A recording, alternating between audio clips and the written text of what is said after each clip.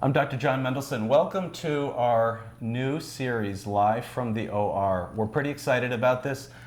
We launched Studio a while ago for this purpose, for education. Over the past 20 years, we've done everything we could to educate you. And now we're going to be streaming live from the OR, many of our procedures. I'd like to say, if you like what you're seeing, please like us on Facebook and subscribe to our channel. Today, we are with Gretchen, and we're going to be performing a live upper blepharoplasty, an eyelid procedure. I believe the date is March 11th.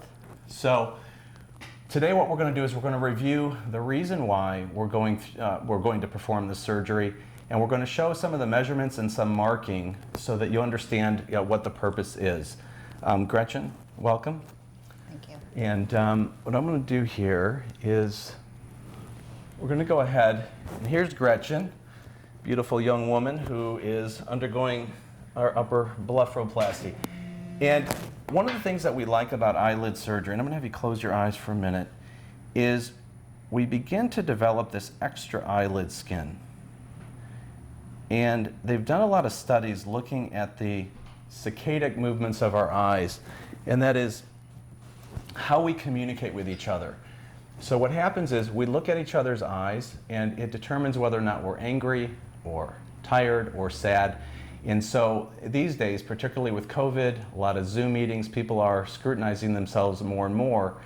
And an upper blepharoplasty is a wonderful way to rejuvenate your appearance. So go ahead here. I'm going to show you what we do on the actual day of surgery. So we're looking here with where the natural eyelid creases. Huh? We're going to start again here. Welcome.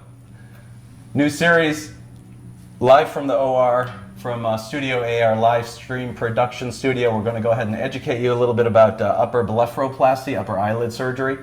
Gretchen here is a patient who's going to have her eyelid surgery performed on March 11th, and we're going to show the whole procedure. We're actually going to be beginning the live stream with Liz Bonus on channel 12. Excuse me. You good? Okay. So sorry about our technical difficulty there.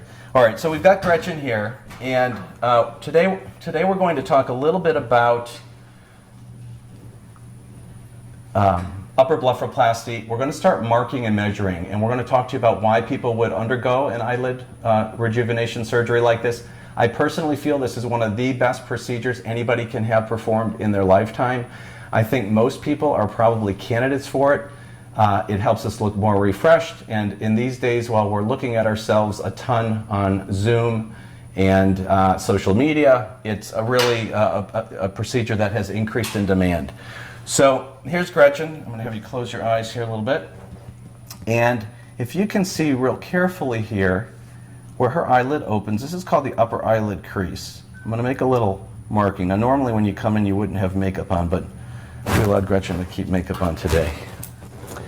The upper eyelid crease usually measures between 8 to 10, sometimes 12 millimeters, so we'll see what hers are.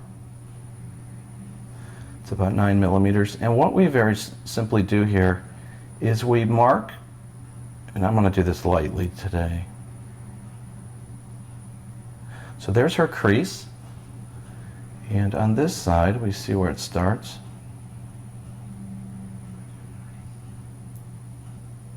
Okay. So what we're doing then is each side usually so this side may be 8 millimeters, this side may be 10 millimeters, so we'll usually split the difference to make them symmetric. Then what we do is we measure the amount of redundant skin, and this is why we're here. This is what we're going to be doing live on March 11th, is we're going to be removing this tissue. It's called the upper eyelid surgery, upper blepharoplasty. So once we measure that, we're going to mark this extra skin as well.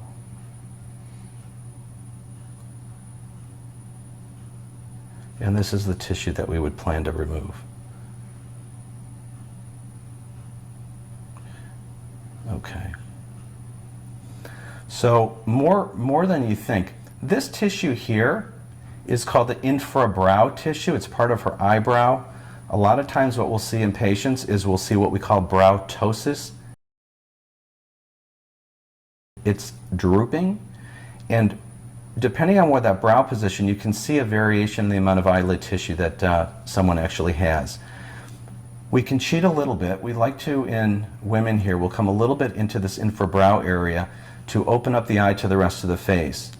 But if we thought we were helping a patient by removing all of this tissue up in this area, we would have two problems.